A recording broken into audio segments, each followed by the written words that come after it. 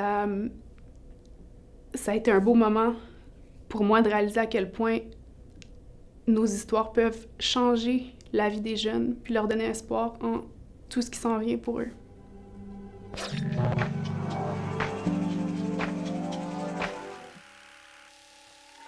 Je m'appelle Catherine Duclos, je suis bénévole au Gris Montréal depuis maintenant 10 ans.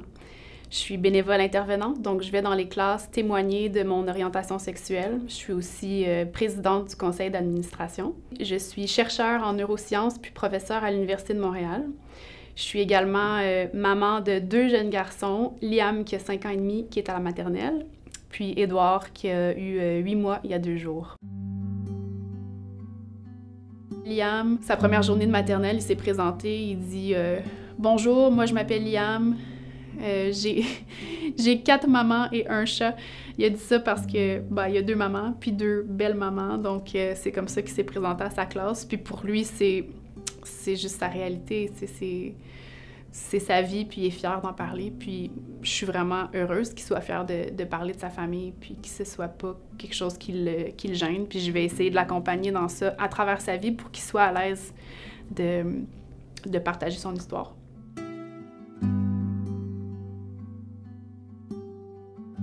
J'ai découvert le Gris une journée de printemps. J'avais aperçu au loin le kiosque du Gris Montréal avec une bannière rose qui disait « L'homophobie pas dans ma cour ». Puis c'est comme ça, donc j'ai fait la formation pour être intervenante. C'est une fin de semaine complète où on pratique les questions les plus souvent posées. On nous outille à identifier les préjugés derrière les questions, à structurer notre histoire, notre vécu. Puis cette fin de semaine-là, je suis tombée en amour avec l'organisme. J'ai trouvé que c'était un endroit incroyable, rempli de personnes incroyables. Puis j'étais confiante que ça allait faire une différence majeure de pouvoir partager mon histoire avec les jeunes. Au début de mon expérience au Gris, je faisais des interventions uniquement dans les écoles secondaires, mais depuis, j'ai aussi fait des interventions dans les écoles primaires, dans les cégeps, les universités, les centres jeunesse, les classes de francisation. J'ai fait des interventions dans des entreprises. Donc, j'ai vraiment, été à la rencontre des jeunes dès la 5e année jusqu'à l'âge adulte. Un de mes plus beaux souvenirs au Gris, c'est quand un jeune était venu vers mon co-intervenant et moi pour nous parler à la fin de l'intervention.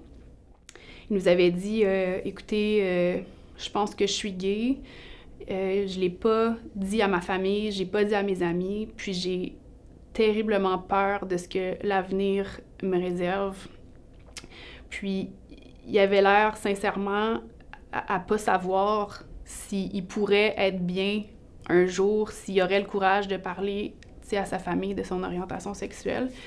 Puis, à l'époque, je traînais avec moi le livre Modèle recherché. Donc, c'est un recueil de témoignages des bénévoles du Gris, mais aussi des personnalités publiques québécoises. Puis, je traînais ce livre-là pour le montrer aux jeunes pendant les interventions, s'ils voulaient voir les photos, un peu les récits. J'avais pris mon livre, puis je lui avais donné.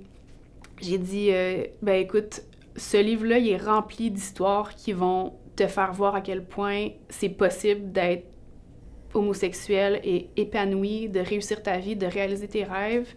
Puis j'ai dit, j'espère que ça te donne confiance en toi, puis que ça te donne confiance aussi en ceux qui t'aiment, de t'accepter, si un jour tu as le courage de leur en parler. Puis il est parti avec le livre. 2 ans plus tard, j'ai intervenu. Je me souviens pas si c'est dans son école ou dans une autre école, mais il était assis dans la classe. Évidemment, je l'ai pas reconnu. Mais il a écouté mon témoignage. Puis à la fin de la classe, il est venu me voir. Puis il m'a dit « Est-ce que tu te rappelles de moi? » Au début, j'étais pas certaine. Il dit « Tu sais, tu m'as donné ton livre il y a 2 ans, Modèle recherché. » Là, je me suis souvenue de lui. Puis il m'a dit merci encore parce que ça a changé ma vie de vous entendre, ça a changé ma vie de lire ces témoignages-là. Ça me touche encore. Ça a été un beau moment pour moi de réaliser à quel point nos histoires peuvent changer la vie des jeunes puis leur donner espoir en tout ce qui s'en vient pour eux. Je pense que quand j'étais adolescente, ça m'aurait vraiment aidé d'avoir des modèles, d'avoir des bénévoles du gris dans ma classe pour me partager leurs histoires, pour me faire réaliser qu'il était possible d'être lesbienne et de réaliser ses rêves, de faire le travail que j'avais envie de faire, d'être maman, d'être amoureuse, d'être épanouie. C'est des choses que j'aurais aimé savoir plus jeune. Aussi, que l'homosexualité, c'est pas un choix. On choisit pas son orientation sexuelle. Je pense que ça, si quelqu'un me l'avait dit plus tôt, ça aurait vraiment facilité mon parcours. Être bénévole au gris, d'abord, c'est faire partie d'une grande famille. C'est de côtoyer des humains absolument incroyables, qui sont dévoués, généreux, qui ont des vécus tellement riches. Donc, je pense que ça m'a apporté énormément de faire partie de cet organisme parce que j'ai le privilège de côtoyer toutes ces belles personnes.